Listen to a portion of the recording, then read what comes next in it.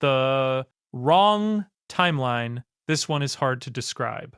But you felt it. You're going about your life, completely normal day, and suddenly this thought lands. This isn't the life I was supposed to have. Not regret. Not sadness exactly. Something stranger. Like you're watching a film and slowly realizing you're not the main character. You're a side character in a story that drifted away from what it was supposed to be. This isn't depression. It's not a midlife crisis. This feeling doesn't mean your life is wrong. It means your story needs rewriting. Not escaping, not destroying. Rewriting. You're not in the wrong life. You're in a chapter that hasn't made sense yet. The question isn't, how do I get back to the other timeline? It's, what story am I actually trying to live? The phantom conversation.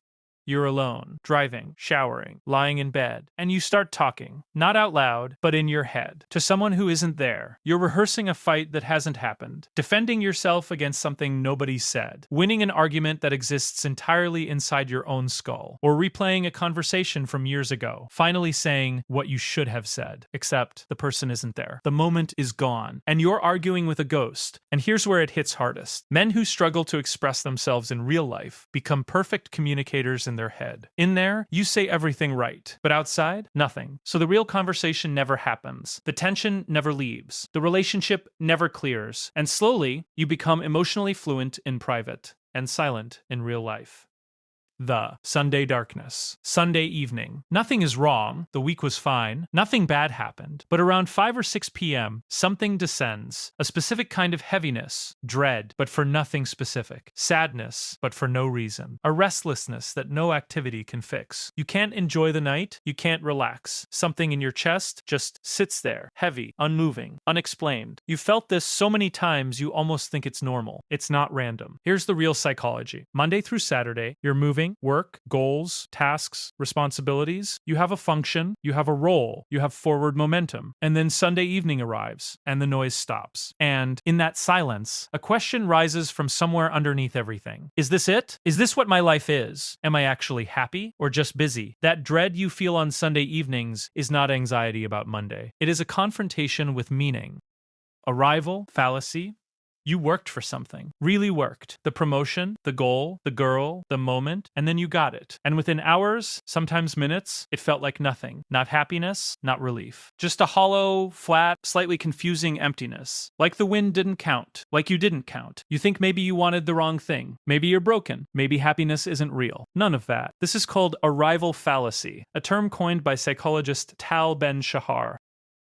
The invisible leash. You make a decision confidently, clearly, and then, out of nowhere, you start to feel this pull, not logic, not reasoning, a pull back toward the familiar, back toward what's comfortable. Even when what's comfortable is also what's been hurting you. You know you should leave that job, but you stay. You know that dynamic is toxic, but you return. You know the pattern is broken, but you repeat it. And the confusing part is, you're not stupid. You can see exactly what you're doing, watching yourself do the thing you know is wrong, helpless to stop it. Like a leash you can't see, but absolutely feel.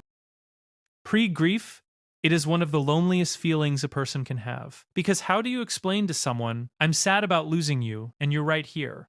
Here's why this happens. Somewhere in your past, something good was taken, without warning, without preparation, and your brain learned a devastating lesson. Good things end, and it will hurt less if you start preparing now. For men, this creates a specific and tragic pattern in relationships. The moment a connection becomes real, becomes something that could actually hurt if lost, the man pulls back, not because he doesn't care, because he cares so much that his system is already preparing for the ending. He doesn't enjoy the relationship, he survives it, always braced, always 1 foot out, not from coldness, from love, wearing armor. And the next one will change how you see everyone around you. The sudden stranger. You look at someone you know well, a friend, a girlfriend, someone you've spent years with, and for a brief second, they look like a stranger. Not a bad feeling, not a good one. Just blank, like you're seeing them for the first time with no memory attached. You might panic slightly. Do I still care about this person? Is something wrong with us? But nothing happened. Nothing changed. This is not distance. It's not a sign your feelings are gone. This is called the sudden stranger. You've seen this face so many times that your brain stopped actively seeing it. And then, for one strange second, it reloads. The borrowed self.